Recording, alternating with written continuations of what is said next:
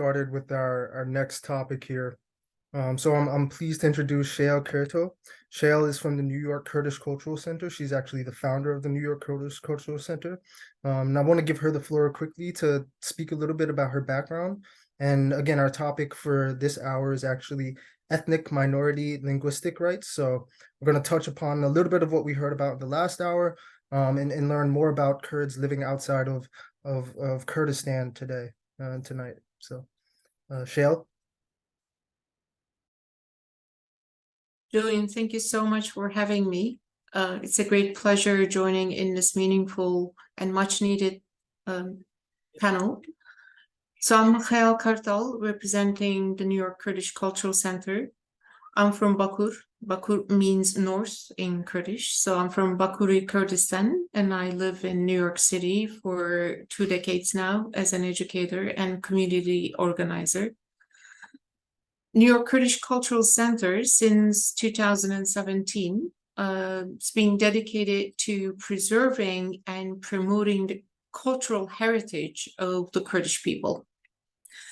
In the realm of human rights, our activities focus on fostering resilience and preserving Kurdish cultural identity, particularly in the face of ongoing challenges such as occupation, because our land is being occupied by 4 distinct nations, and systematic assimilations by all 4 nation states.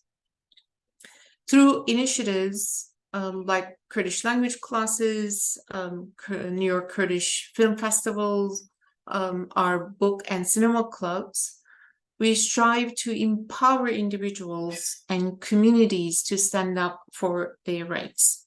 And how relevant it is to UDHR.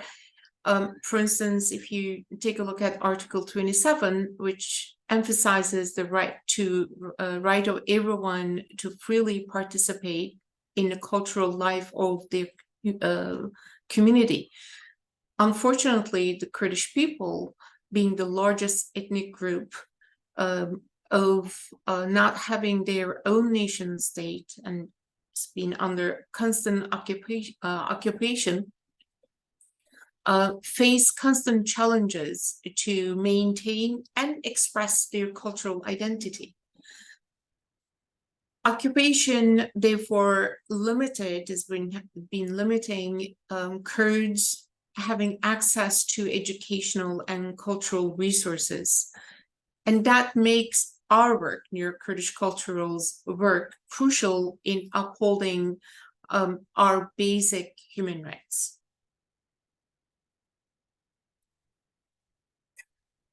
Thank you. And I guess my first question would be a little bit along the lines of what you were just speaking about. So Article 27 emphasizes the rights of everyone to freely participate in cultural life of their community. When we talk about a group like the Kurdish people who don't necessarily have their own state, how can this be exercised with repression going on in different places, and what does that look like? Mm-hmm. One thing I think we have to step back and say, what does it mean to Kurds not having rights to express themselves in cultural arena, right? Unfortunately, our foremost rights, and that is to speak, right? We cannot even speak on our mother tongue. That is being abandoned, forbidden, and once by occupiers by North Kurdistan, and that is Turkey, did not even acknowledge our existence while they are occupying their land. So imagine the centuries-long of systematic assimilation politics and ongoing occupation, appropriation of our culture, either us being preserved our culture in, within 4 walls of our home and not being publicly express ourselves because we had all these connotations, negative connotations. Oh, you are Kurd. Oh, are you Kurd? Right? Even for someone who recognized us as Kurd, it brings all these negative connotations that we are socially, culturally, intellectually backward, and Kurdish language is just a make-up language. That limited us even openly expressing who we are, right? And those who were brave to do so were either punished physically or legally, and that was legal, not to punish someone who's speaking in their own language. And because it's still very political, it means that you want to divide their nation states. Actually, their border is within our territory, within our homeland. That's been thousands of years Kurdish indigenous homeland. So that, I'm so sorry.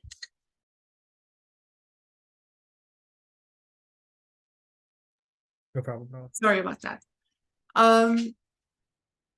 And now that we, for the last 100 years, we do not have our nation state.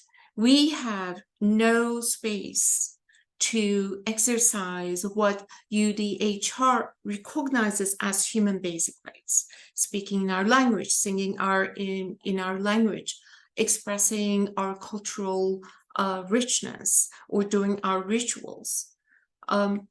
We've been striving for all of this, and now as first generation, second generations in diaspora, we are creating safe spaces for Kurds in diaspora to exercise, to unite, because we've been dispersed across various geographical distance, and that also made us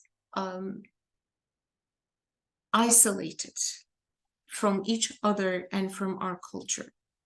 So New York Kurdish Cultural Center plays a crucial role empowering Kurds and like-minded groups that being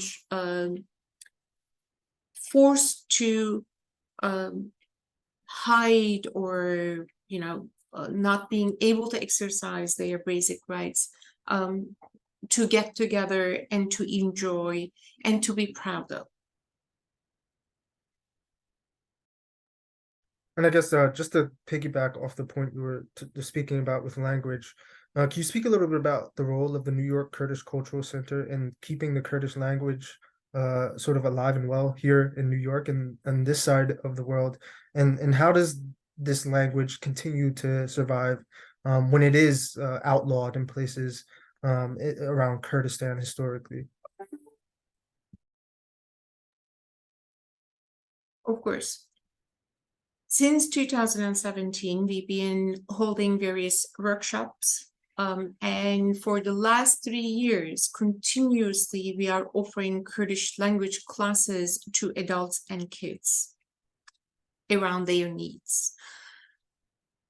Kurdish language is actually part of Indo-European language family, and has so much richness.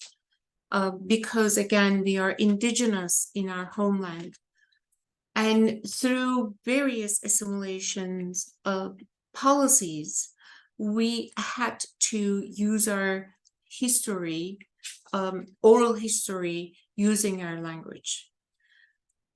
But almost never we had of course, a few time periods, we almost never had opportunity to turn that into written format. Therefore, New York Kurdish Cultural Center teaches kids, Kurdish kids are born in diaspora, to have this historical connections with their parents and their ancestors. Because unfortunately, again, not having our own nation state. We do not have centralized publications to read our history, our traditions, our songs, our cuisine, and to learn them, they needed the language, right? We then, as individuals, volunteers, try to fill in that vacuum that's so crucial from Bakur, North Kurdistan, to Bashur, South Kurdistan, from Rojava to Rojava, from east to west, and all diaspora have that then connection and unity with the language. Our students now are ready to speak, write, and read Kurdish language in their mother tongue. That makes us gaining once and is being still taken away human rights back to us. Giving such opportunity for kids and adults, not only learning that language. Imagine Kurds are having huge part of homeland, never seen each other, and never get a chance to exchange their experiences. Through these classes and through our other cultural activities, people from north, from Bakur to Rojilat, are coming together and talking, and with our own language. Julian, this is something, it's unimaginable, unfortunately, while we were living on our own homeland, because again, it's been occupied by four distinct nation states. So that brings another bitter fact, and that is, in diaspora, we are able to exercise their basic human rights, and we can identify ourselves as Kurds. So we are becoming more Kurds, free Kurds, while we are living in diaspora. I guess that'll take me to my next question. I think it's a good point. So, what would you say is the relevance for your political commitments? What is the relevance for the Universal Declaration of Human Rights today? So this is like a document from 1948. Like, how is it still relevant to you and your work today?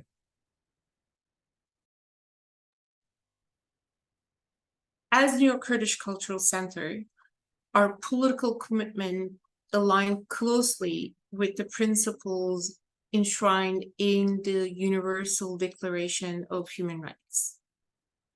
In today's complex landscape, the UDHR remains highly relevant as a foundational document advocating equality and human dignity.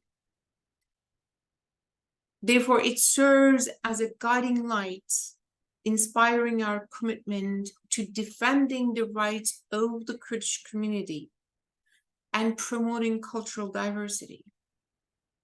Therefore, the UDHR provides a universal framework that transcends borders, crucial in our pursuit of justice and human rights.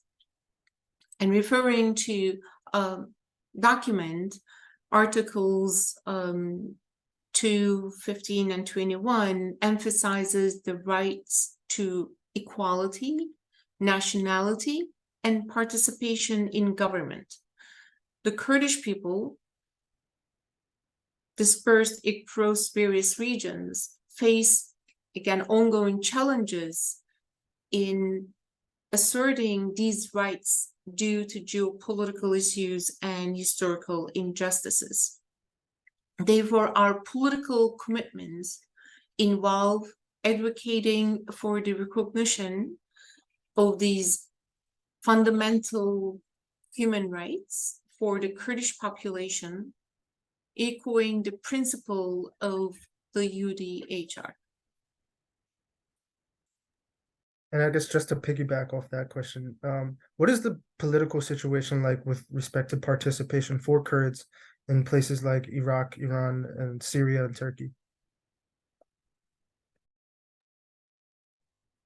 I can give you recent example, maybe not so recent anymore, for last 7-8 years.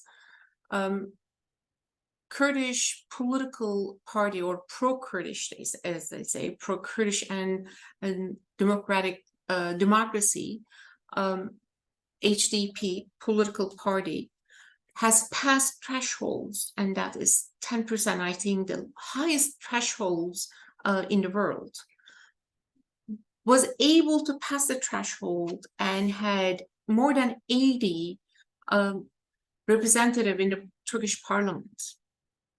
And these representatives were openly advocating not only Kurdish rights, but rights to write for, free journalism, or rights of LGBTQ, or rights of recent immigrants.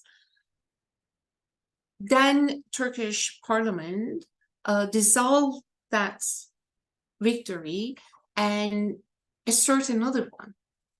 Yet HDP passed the threshold, that time got less, but still representatives, is because they got less representatives because they were openly going, Turkish security enforcements were going, and political representatives too, openly threatening Kurds.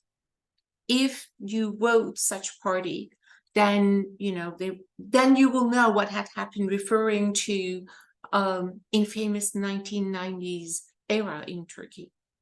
And that is just ended up with thousands of villages burned, thousands of Kurds being kidnapped, killed, and imprisoned, and some of them are still in prison and tortured. And these are well-documented facts by human rights advocacy groups. Therefore, Kurds use all the opportunities in all four, again, distinct occupiers, political systems, to represent themselves, carry their rights in the parliament, right? And even that is being punished. The political party that I mentioned, HDP, is the continuous effort of Kurds trying to raise their voice and saying out loud within the legal frame of Turkey, saying that, hey, we are here, and that we want you to say that you are on our land and recognize us as equal citizens. But just like previous Kurdish parties, leaders have been imprisoned, even followers are being imprisoned, or other unfortunate incidents happen. Therefore, our continuous effort in all arenas, including political representations, have been undemocratically dismantled and punched. Yeah, it sounds like a moving of the goalpost and like changing of the rules when Kurds meet the thresholds that are set forth for political representation. So like sort of textbook oppression in that regard. But I guess I'll pivot to another question, is like, from your own experiences, how could you recommend other institutions, organizations similar to the New York Kurdish Cultural Center sort of appropriate the declaration to strengthen their own struggles and their own movements? I think I can say, based on our experience, we recommend institutions and nonprofit organizations such as ours to first integrate the principles of the UDHR into their missions and values. And this alignment will serve as a moral compass and resonates with diverse stakeholders. Practical steps could involve leveraging the UDHR in their legal advocacy or educational initiatives or international collaborations. Therefore, utilizing the document's universal language will help bridge cultural gaps, fostering a collective understanding of shared human rights. I think another aspect should be ongoing dialogue and networking with like-minded movements globally enhance the impact of collective efforts. Can't remember the articles, but Declaration also emphasized the rights to freedom of opinion and association. Our recommendations, therefore, for organizations to actively embrace these rights, encourage them for open dialogue and collaboration. Awesome. And I guess just to, again, piggyback off that, what specific articles do you use in your work at the Kurdish Cultural Center to sort of advance your goals as an organization?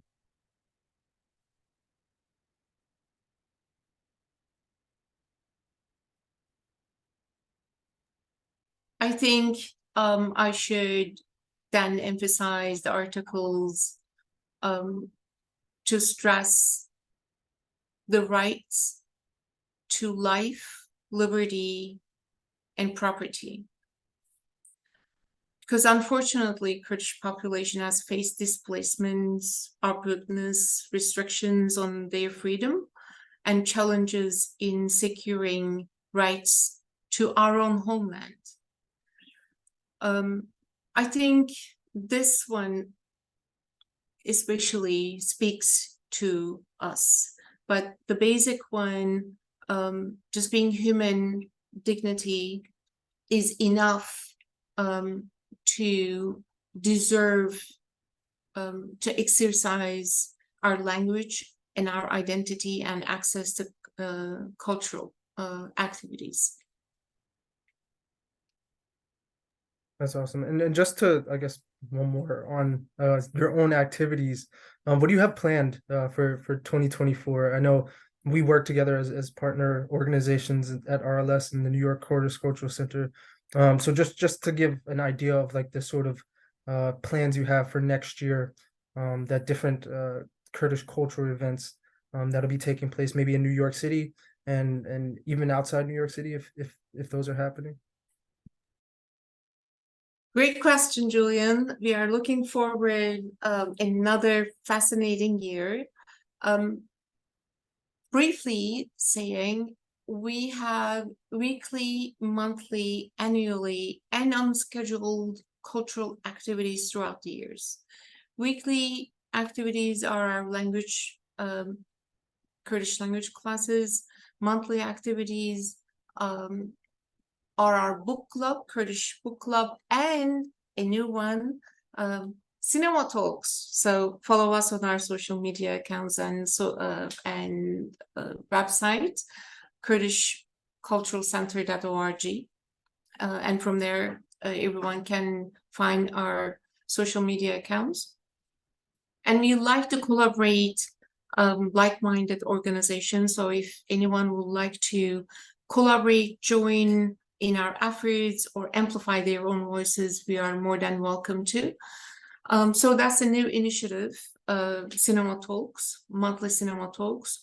We will have Shahrazastane is celebrating the longest winter night, and that is coming next week.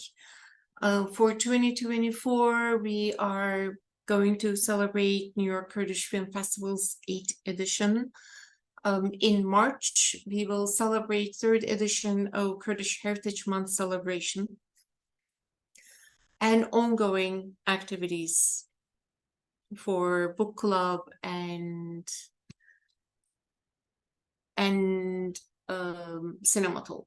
So in March, we will have various activities from Kurdish fashion exhibition to book talk to workshops to in-person activities, and we might have another new initiative in March that I like to keep it as a secret for now.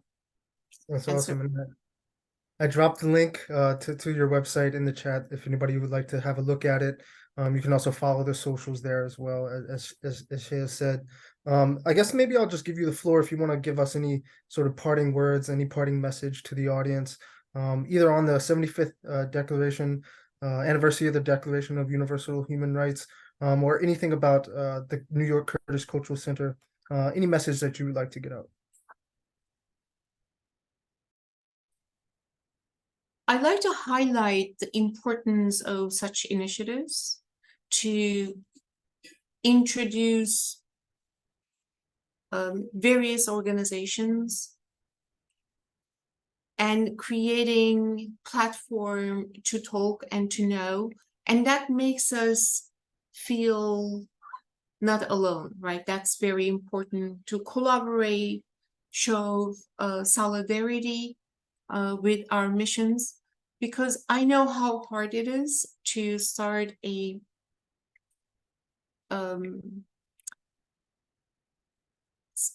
new initiative, start a new activity. It is very challenging, especially in a place as New York.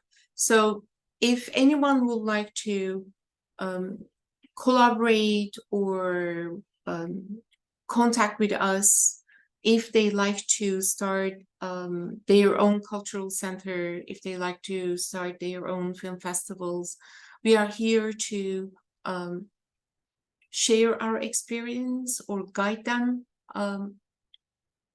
Or if they want to have Kurdish films on their institutions, we are also very open to collaborate.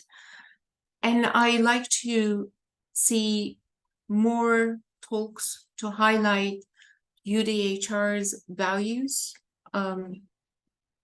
more often, I guess. Thank you so much for having me. Thank you very much for joining us and taking the time to speak with us about the New York Kurdish Cultural Center and how the Universal Declaration of Human Rights sort of strengthens your work and everything that you do and the rights of Kurdish people in Kurdistan historically and the diaspora as well. So thank you for joining us. Thank you. So at this point, I guess we're going to play a little bit more of the Songs of Slavery, but I think one thing we want to do is give you a little bit of background on where this comes from and the process of making it. So I think it fits well with this conversation on ethnic, minority, and linguistic rights here in the U.S. As descendants of slaves. I think our rights are always sort of not necessarily spoken about as rights because they're just assumed that you know, former descendants of slaves actually have the full rights that anybody else in America as a citizen might have, but that's not always the case, or it's not always playing out that way, so to speak. So again, I'm just going to share the screen and play a little bit of this documentary about the background of the Songs of Slavery album, Songs of Slavery and Emancipation album, and then play a few more before we pivot to the next conversation. So.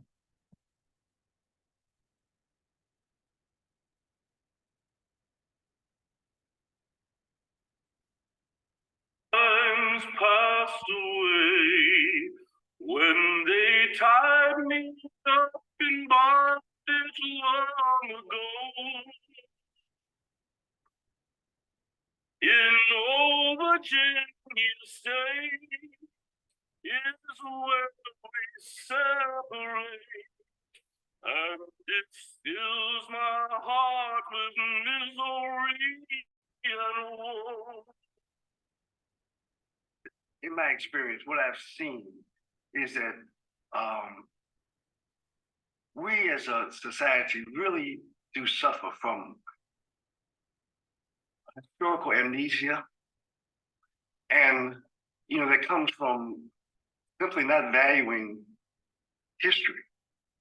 So most Americans have either very shallow understanding of our history, oftentimes a distorted understanding of our history, but it's a lack of understanding that really does have major ramifications for the kind of society that we're becoming.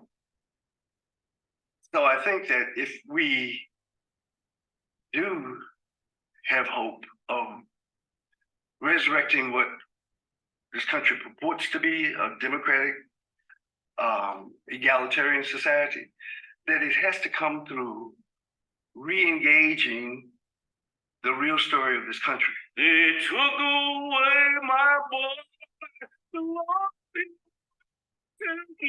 mother's joy, a baby from the cradle.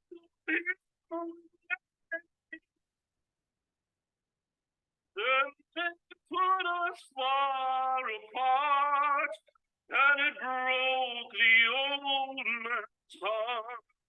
In those agonizing, cruel slavery days. I was in an old bookshop in San Francisco, not actually looking for anything in particular, but in a section of historical books having to do with slavery and Civil War and so on. And I found this. The title, Negro Slave Revolts in the United States, 1526 to 1860, immediately caught my attention. First of all, Negro slave revolts is a subject that most people don't even know about. And secondly, the date, 1526, because anybody who's at all familiar with the history of slavery in the United States usually refers to 1619, when a Dutch slave trader unloaded a human cargo at Jamestown, Virginia. That's usually the date that people say the slave trade began in the United States. 1526 is almost 100 years before, and it's only 34 years after Columbus bumped into America. And so that piqued my interest a great deal, and I bought the book. Found out that not only was 1526 the beginning of the actual slavery in North America, with the first load of slaves brought by a Spaniard, but it was also the first slave revolt, because these slaves at this particular colony, which was formed in South Carolina, did indeed rebel. The colony itself collapsed. The slaves absconded or ran away to the native peoples who were living in the area. And that was the beginning. The beginning of what? The beginning of slavery on the one hand, but the beginning of this story. I learned about this project through the president of our college, Lyle Rudolph. He sent me an email. Would I be interested in being involved in a project of recording these old songs, abolitionist and slave songs? And the answer was, of course, I would be interested in it, not knowing any more than that. So then I got to meet the great Matt Callahan and talk with him about the journey that he's taken over these last 2-3 years of pulling up music that songs that I had never heard of before. And my specialty is teaching African-American music, and I had never heard these songs. What? So I was even more intrigued by the prospect. So then when Matt sent me some examples of the music and samples of it, I was reading about them and very excited and Lyle asked if I'd be interested in having being a part of putting together a recording for some of this music. Apparently, this song was sung or composed by and sung by slaves preparing for an insurrection in South Carolina in 1813. And the words to this song are, "Arise, arise, shake off your chains. Your cause is just, so heaven ordains. To you shall freedom be proclaimed. Raise your arms and bare your breasts. Almighty God will do the rest. Blow the clarion's warlike blast. Call every Negro from his task. Wrest the scourge from Buckra's hand and drive each tyrant from the land. Firm united let us be, resolved on death or liberty. As a band of patriots joined, peace and plenty we shall find." Now, I grew up listening to Go Down Moses, Many Thousands Gone, Steal Away, and a number of other great Negro spirituals, but I'd never heard a lyric like this one.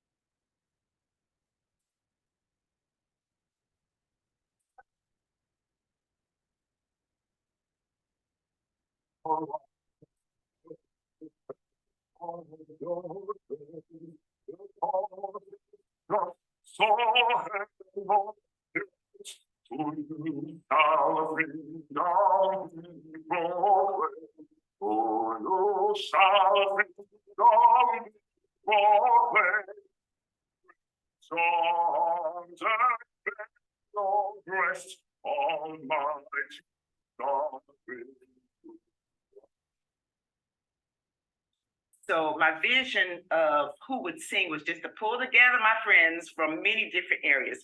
So I pulled together friends from the church communities here that I knew, some really powerful, wonderful singers in the style, invited them to participate. I invited some of my students who were in that gospel choir to participate. And I invited some friends from the American Spiritual Ensemble who are professional singers.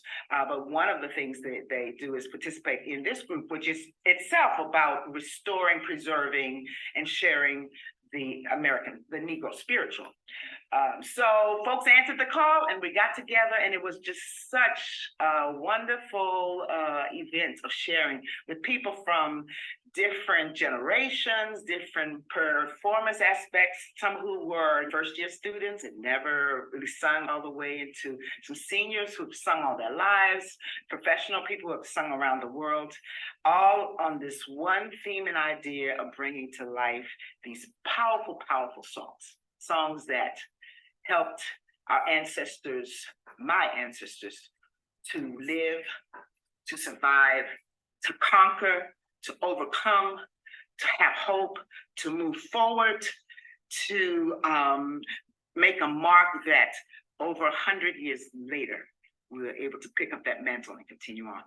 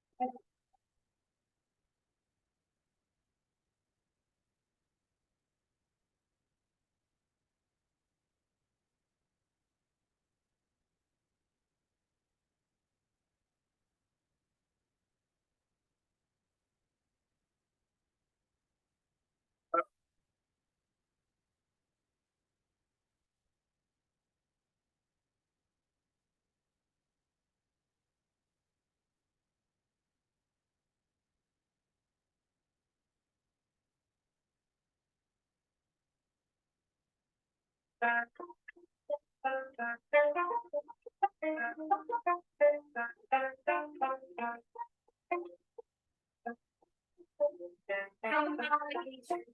of your nation.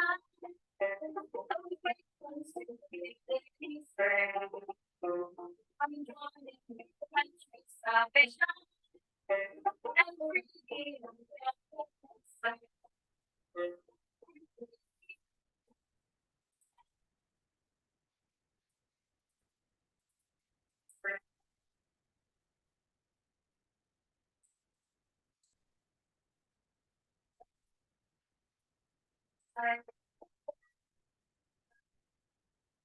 I'm proud of you.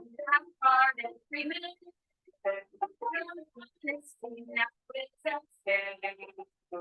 What a right to save you are Jimenez.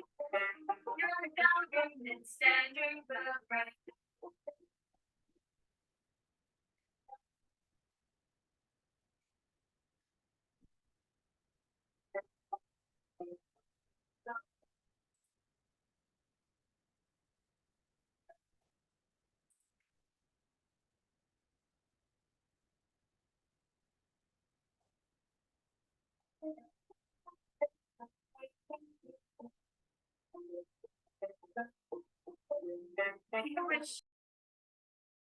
Juliann, the right word is not to you now.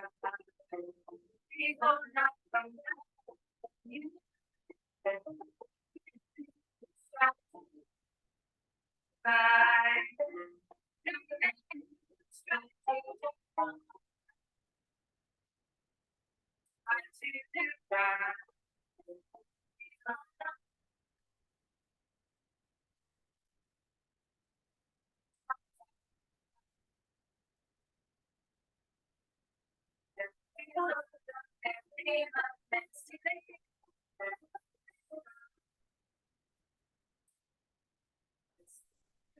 Our intent on rebuilding that it's So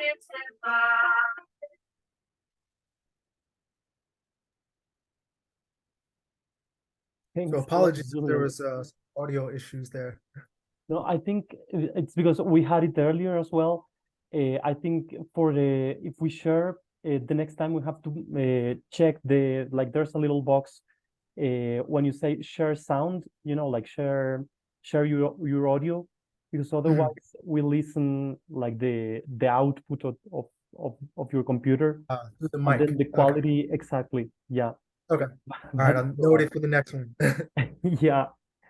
So I was telling you before welcoming our next guest, who's in Mexico.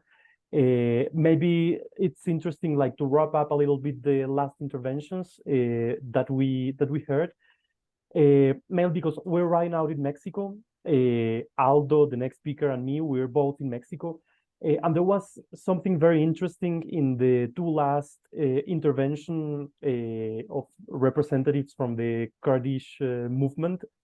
Like mainly in the first interview, we heard a little bit about it, and it's the convergence between the movements, the Zapatista movement in Chiapas and the Kurdish movement. We have been also working on that in our association, which is called Popular Convergence, because that's like a proof of convergence of how like two completely different movements in two completely different parts of the world can like create convergence in their political projects, like how this project of autonomy in Chiapas joins also like the same purposes as the Kurdish movement in the Middle East. So I think it's also very important. We were talking earlier with our friends from South America about the question of international solidarity, about the question of precisely popular convergence. And I think this is like an exceptional example of how like these different political intentions can find a convergence towards like a movement of democratic autonomy, as in Chiapas and also in Kurdistan. Sure. And do you think there's like some commonality about like the conditions of like the state just not either repressing organizing and these movements that like sort of strengthens almost the grassroots level, like the people's resolve to to sort of formulate different and alternative streams of governance for themselves, because they realize that, hey, like if it's not us, nobody's going to be able to provide it for us. So it's, yeah, I think it's really interesting. Just a thought I had, like maybe this is because essentially of the failures, directly because of the failures of the state that almost galvanized the grassroots level. Yeah, Just an interesting- definitely, and maybe Xeyal can also tell us like a little bit about it. But I think it's been the case either like in Mexico, but also in Kurdistan. I think there has been like a state repression, but also abandonment. We have witnessed the abandonment of the state in these regions that are, I mean, far from like political and power centers. And I think that has been the reason as well. Like in Chiapas, the Zapatista movement started as well as an art movement. And I think that the interesting thing, like in both, like in the evolution, the development of both of the movements, is also the rejection of the state, because like they realized that the political project had to be one of autonomy rather than taking over power. And I think that's also like a consequence of how the state has been precisely treating these populations, how the state has been repressing all these populations. And it's like a long process after realizing that the solution is not just taking over power and becoming another repressive power, but like creating something different, as Zapatista said, to create a world in which many worlds can exist. I don't know if this is maybe with Xeyal, if this is maybe something that also has like echoes in the Yeah, I don't know if Shia wants to speak on it. Shia?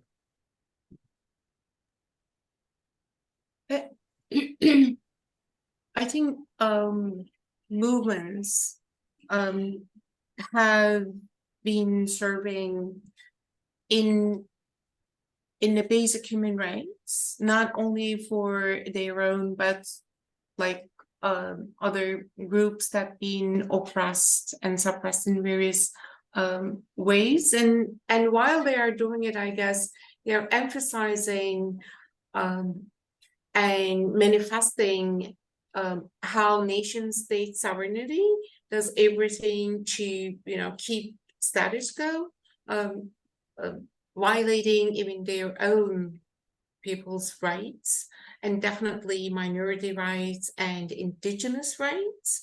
And this is a way that, you know, universal way of illustrating what is happening on their homeland.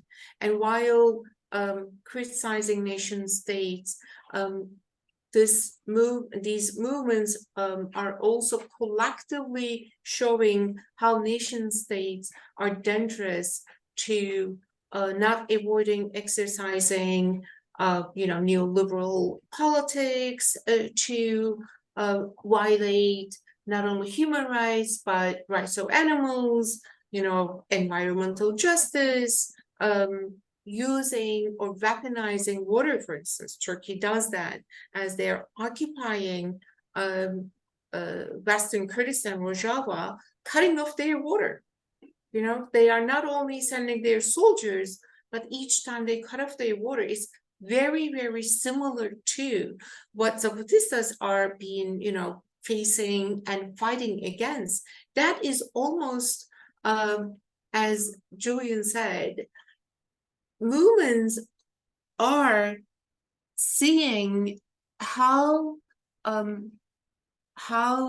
much commonality they have, and that, you know, then solidarity is the way to get out. So in our center, we are again trying to fill that vacuum while resistance continues, what happens to the culture, right? What happens to the song that you are playing? Like the first gentleman that it was very beautiful document. Thank you for sharing the link, Julian.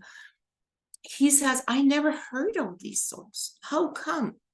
Like, we grew up without knowing that how much common we have with our Kurds in Rojava or Bashur, because we been alienated.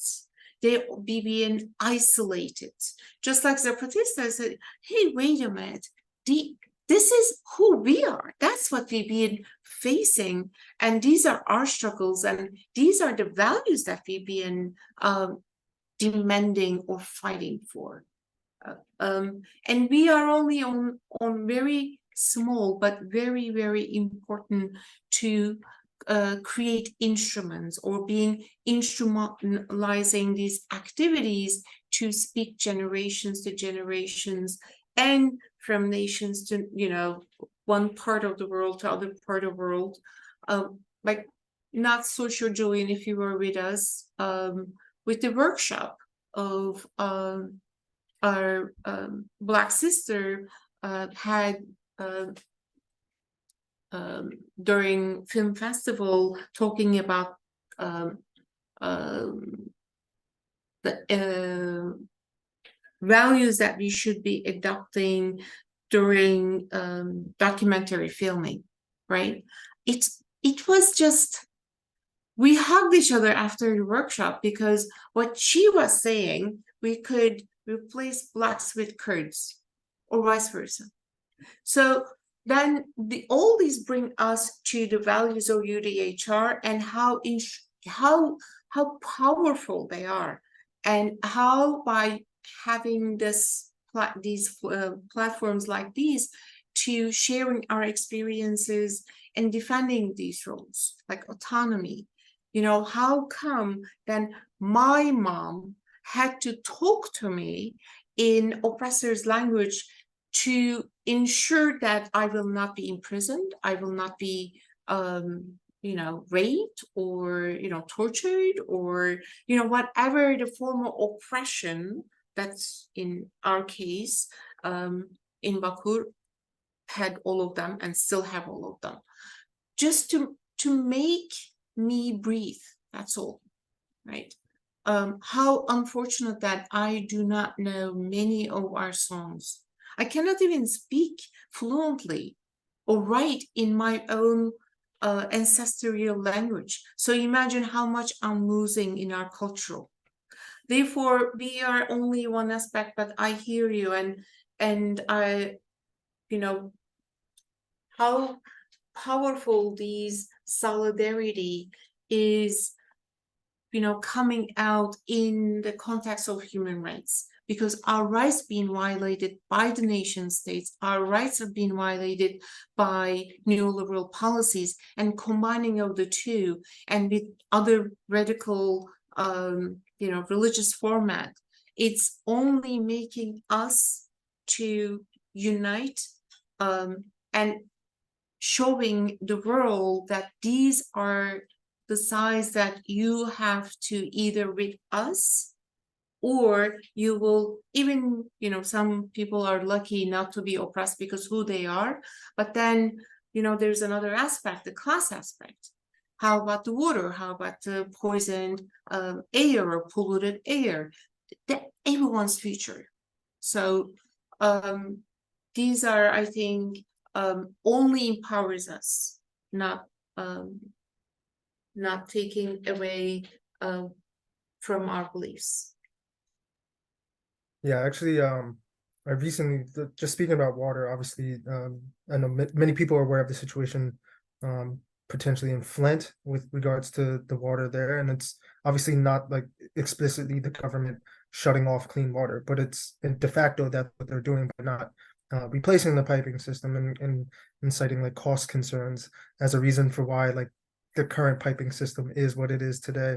So it's really a failure, as more so than an actual deliberate shutting off of their supply of water, but it de facto creates the same conditions for the people on the ground. So another sort of example that I was just reminded of during this conversation is like the Black Panther movement in the United States that basically was responding to a multitude of different crises across the board.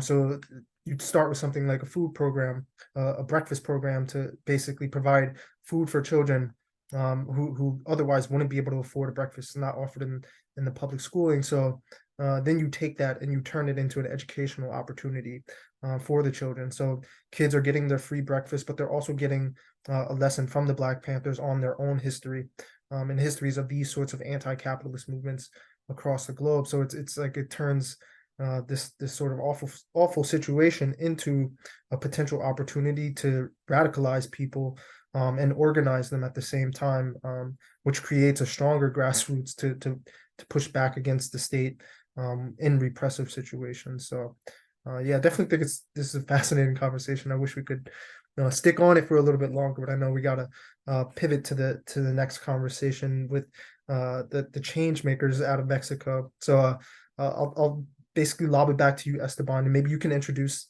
the organization and who's joining us. I forgot off the top. Yes, of course. I'll just cut the recording and launch it again because we're like doing slot by slot.